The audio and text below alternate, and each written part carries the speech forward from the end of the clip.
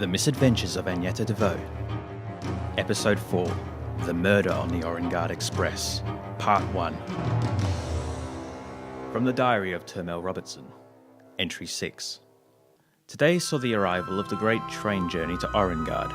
A very cold, very grey and uninviting country with landscapes of tundra was, oddly, the location for St. Bendixson's Winter Summit, an annual meeting of dignitaries from countries across the continent to meet, discuss, and try and find a solution to some of the world's biggest problems. And for some reason I was selected, along with a few others, to represent Harrington. Not as a speaker, of course, but as more of an advisor to the key representative, Anthony Ivans, who was due to deliver a speech about equality for all beings, something that is still a bit of a contentious issue. One of the many benefits of this event was the chance to take +1. Unfortunately, my preferred choice of Elsie was busy with family business. Thankfully, my second choice of Agnetha was more than interested. Entry 7. Charlotte wasn't interested in attending either, being too caught up with running the Vestament Silver Tavern, but she very kindly accompanied Agnetha and I to the train station to see us off. I've been waiting half an hour. My train was supposed to be here. Goodness, that engine is huge. Now, I made you both some meals and snacks to take on the train. They do feed us on there, you know. I know they do. Just a few years ago, my dad caught food poisoning eating train food. Now, while I probably gain more satisfaction from that than I should, the last thing I want for either of you is to get sick the same way. So I've made you some pies, sweet and savoury, a few pastries, and given you both a few pieces of fruit. Thank you for that, Charlotte. We'll steer clear of the train food. What about the food in Orungarde? From little I've heard, it should be fine. It's just the train food I'm worried about. You sure you'll be alright? Yeah, more than okay. Your sister's coming over tonight. Oh, that's good. Elsie said she might pop over also. All aboard! Right, get to it. Travel safe and good luck. Thanks. Say hi to Rosemary and Elsie for me. Will do. Goodbye.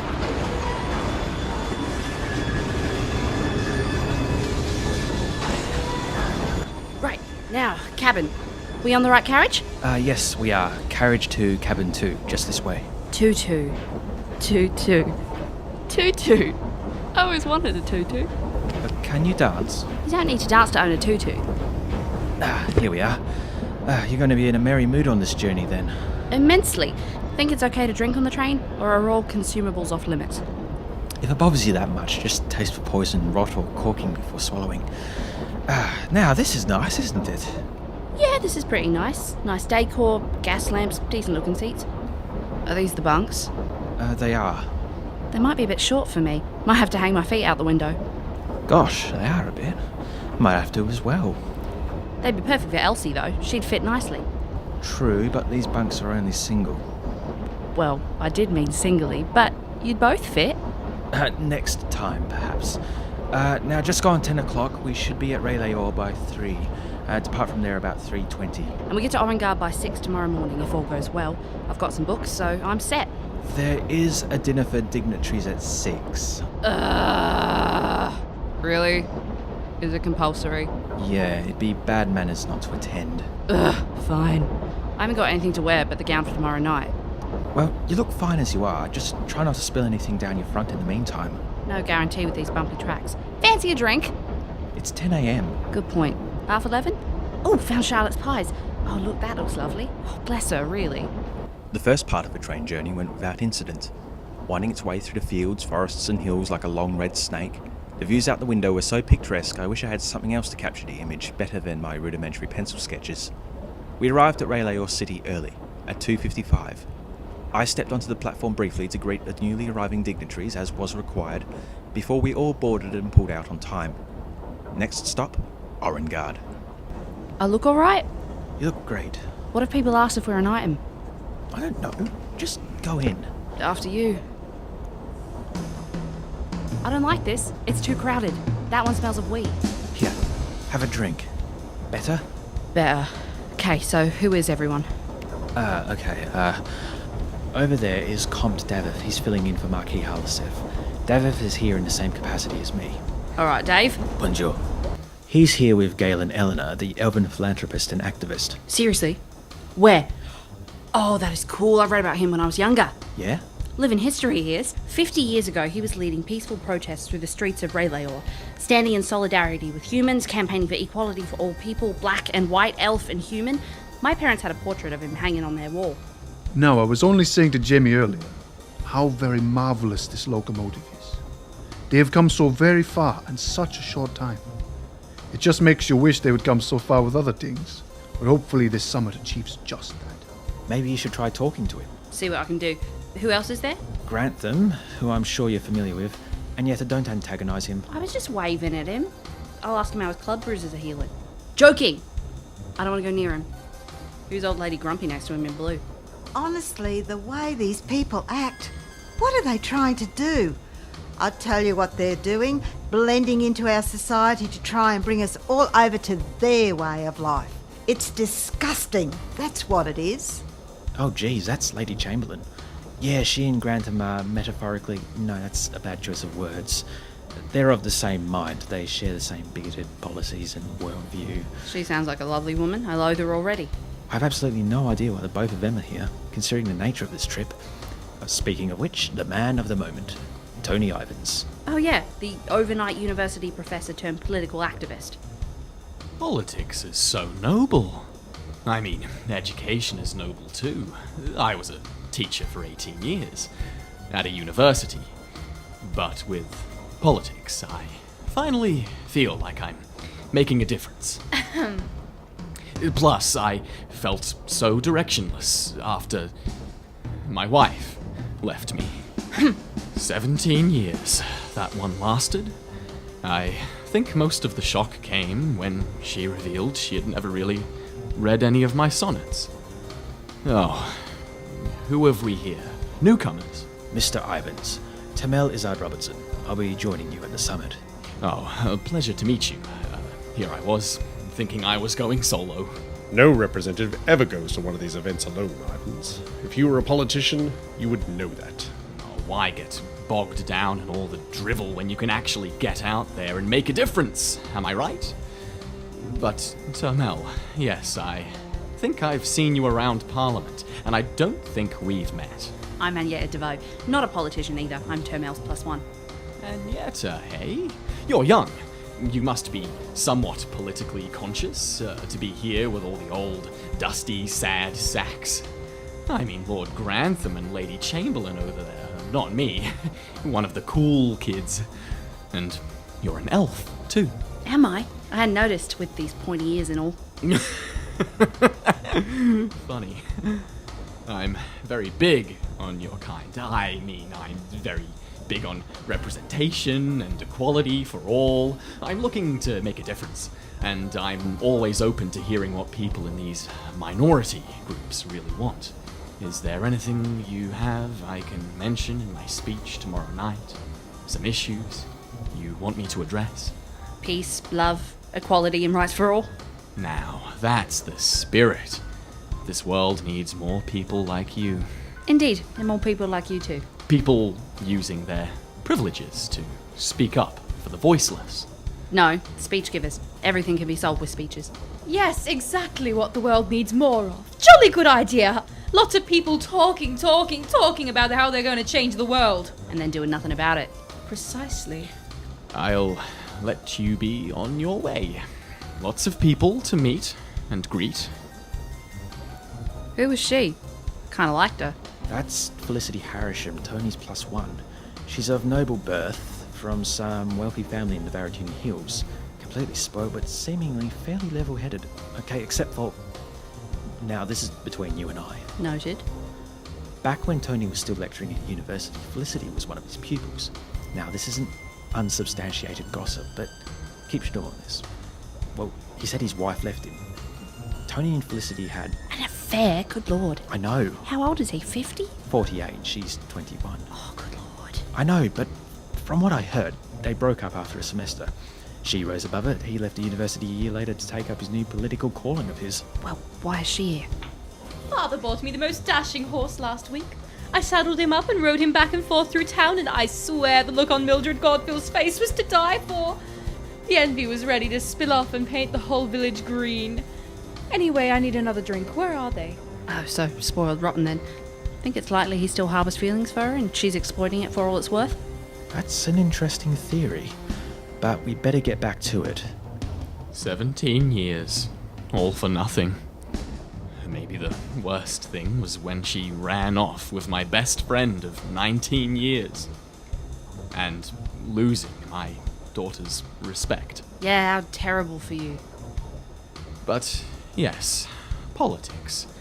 Finally, I can make a change for the better. And I absolutely refute the accusation that I'm pandering to the younger, more liberal generation for political success. That's absurd. Certainly helped you catch the attention of impressionable teenage girls, though. There was only one girl, and she was 20. Thank you very much. Turmell, I want a word with you. Privately. As Grantham dragged me away, Agnetha caught the attention of the elven spokesman, Gaelin. Excuse me. Could you come over here? Yes, you.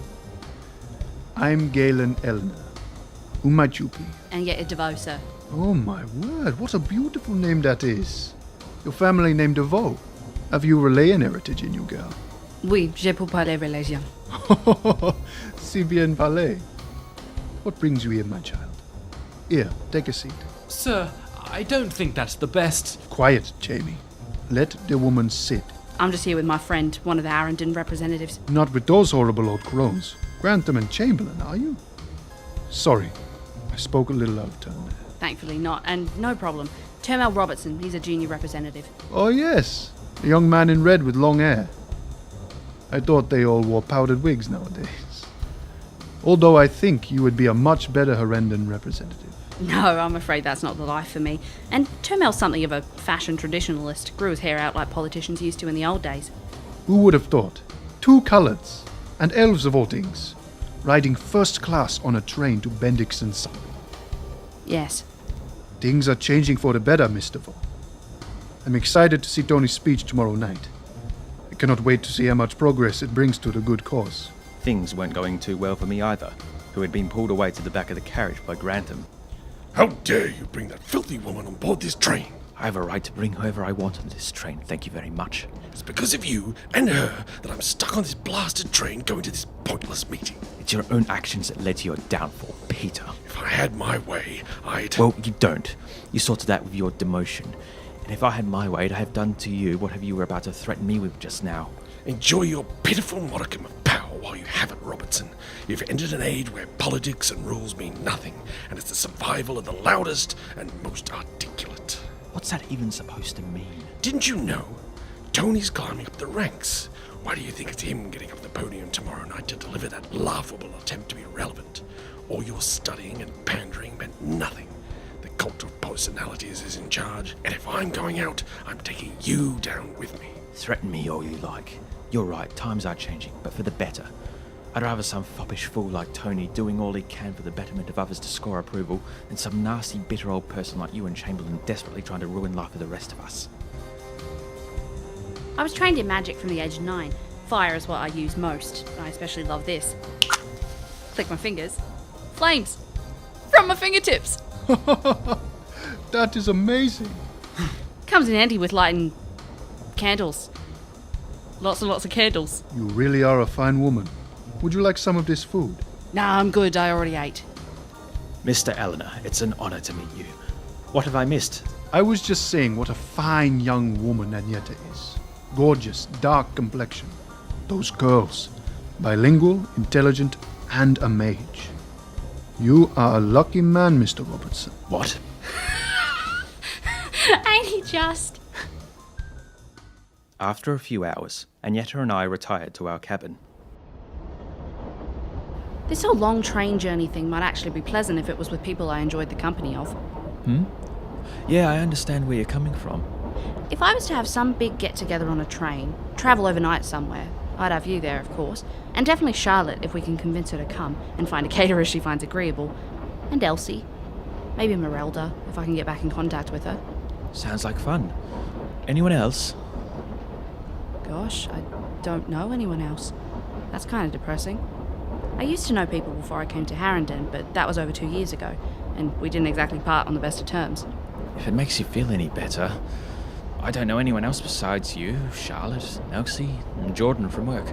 Did I ever tell you about him? I don't think you did. He and I used to go to university together. He joined the government about the same time I did, but he's in agriculture. You should invite him over sometime. How come I've never met him? He's usually busy most of the time. Elsie has a few friends. You could invite them. I'll have to get to know them better first. That's what your train party thing could be about, getting to know everyone. Oh, I'm hungry. I didn't get to eat anything. Neither. Have you still got Charlotte's pastries? I do, but they're a bit samey, you know. Might go up to the kitchen. I could do with something small and a good tea. You want anything? No, Charlotte made me a bit paranoid about eating anything. I'll stand there and watch the cooks prepare it, make sure nothing untoward happens. See you in a bit. I stayed behind, so what happened next I learnt later from Agnetha. As she made her way to the next carriage, she overheard two people arguing. I'll be quick, I swear. No, Tony! Come on, Felicity. I did what you asked. I got you on this damn train. You at least owe me this. Otherwise, why else would I be doing any of this? For the last time, no! I don't owe you anything. Now go away and leave me alone or I'll call the guard!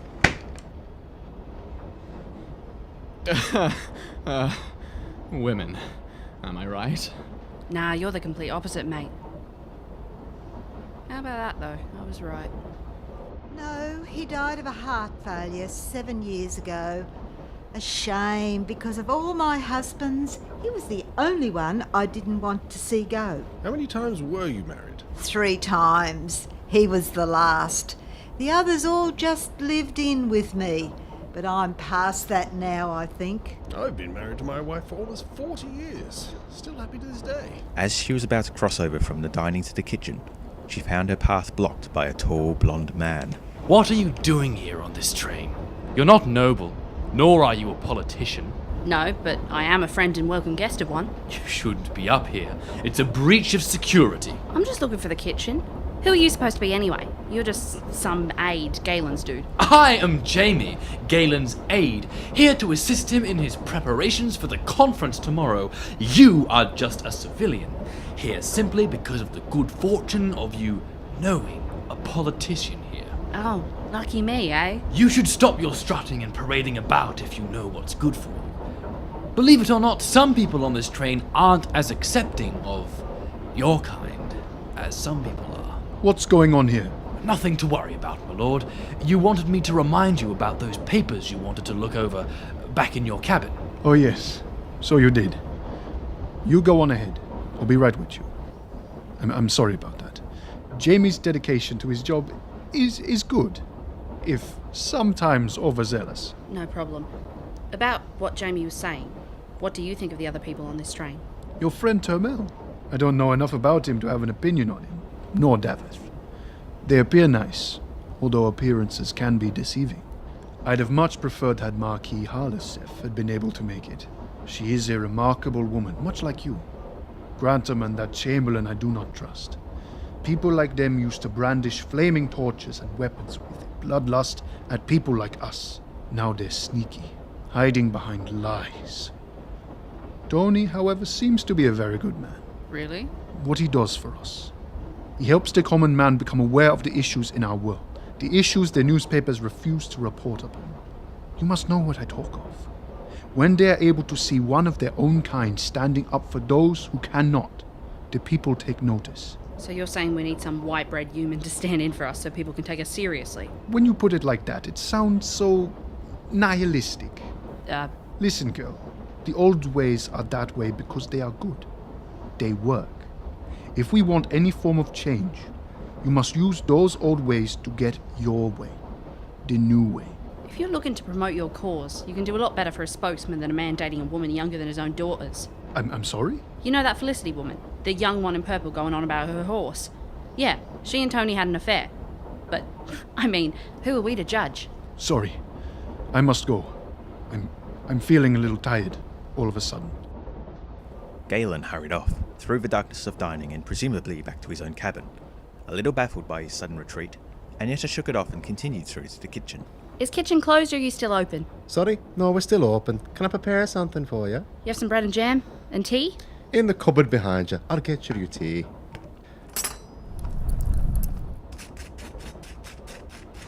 May I interest you in a mince pie? Oh, more pastry. Yeah, sure, go on then. What the? Agnetha flew into action, toast and mince pie in hand, and rushed through to the dining carriage, which was quickly filling with the rest of the train's occupants responding to the scream, me being among them.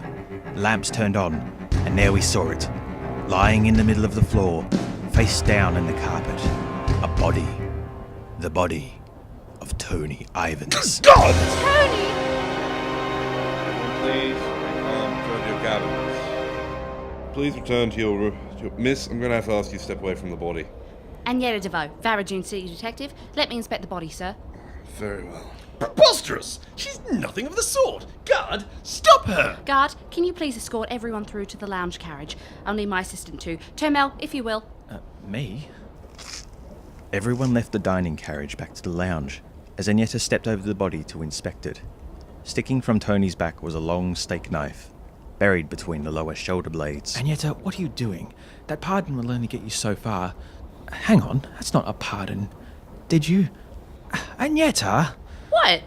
So, I might have pilfered some papers from your government office, forged a signature, giving me the legal right to declare myself as a detective of the city council.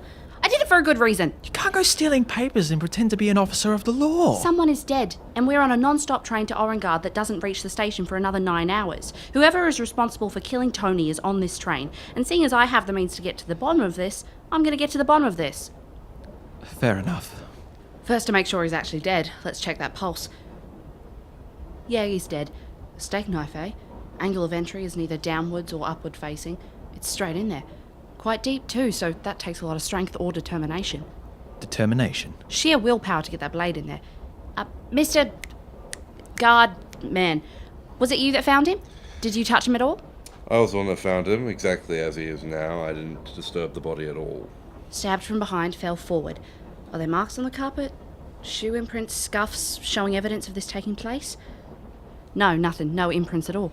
The knife handle is clean. There don't seem to be any fingerprints on it. Either the person responsible lacked fingerprints, or, more likely, they used something to hold it. A glove, a towel, a handkerchief? There's no sign of anything like that around here, from what I can see. Now, the table next to him, what do we have here? A cheese board? The cheese is freshly cut. There's no knife, though. Could that be the knife in his back? It doesn't look it. No, that looks like a steak knife. Okay, well, observation can only tell us so much. Time to turn to the paranormal. Agnetha got down on her knees with her hands held over the body, like she was warming them by a fire. The magic she performed, spirit magic, was incredibly complex and visible only to her. She said it took the form of glowing purple clouds that emanated from all living things, each cloud unique from one another. When one had mastered this magic, as Agnetha had, they could tell each spirit trail from one another, trace it back to their originators, see where they had been, what they had interacted with, and for how long. Unfortunately, it seemed this exercise proved fruitless, as she grunted and stood up. Ugh, nothing at all. Whoever touched that knife didn't do so for long enough. There's no trail or anything. All I can make out is Tony's trail. That's strong. He entered the carriage, stood here for a bit with the cheese, and fell forward. The rest is all blur. Everyone's been through here. So what now? Have a quick look around the carriage, under the tables, the chairs, behind the curtain, every nook and cranny. Anything out of the ordinary. Okay, I can do that. It's all pretty open. Not much space to hide anything here. No luggage compartments, no cupboards, no carpets to lift up. Agnetha, I think I found the cheese knife. So you did. Looks like it fell from his hand and bounced over there. That it does. I haven't seen anything else. Neither have I. I think it's now time to speak to the others. Come on. What is it? Just realised that our murderer would definitely have crossed between carriages a few times. If there was any evidence, it could now be miles behind us on the tracks. Well? To state the obvious, there's been a murder. And whoever is responsible is still here on the train, and I'm intending to find out who killed Tony Ivans before we get to the station. So, if you want to just step forward and we can get this done with, that'd be great. This is complete and utter nonsense. Who do you think you are anyway? Council detective, like I said. There's no such thing. You're a liar and a criminal. Right then, one of you stabbed Tony, so to find out who, I'm going to interview every last one of you. Because that's what detectives do, and I'm one of them, and that's what I'm doing. The Misadventures of Agnetha Deveaux, written by Royce Pentaghast and Abigail Cluett, starring Olivia Brodzinski as Agnetha, Marie Butler Cole as Charlotte, Robbie Bleakley as Tony, Holly Gregg as Felicity, Stewart Fulton as Grantham, Dian Smith as Chamberlain, Aaron Beck as Gaelin, Matt Harris as Jaimie, Joshua Law as the guard, Jake T. Hodgetts as the cook, and Royce Pentaghast as Turmell. Theme music, the copyright of Matt Harris.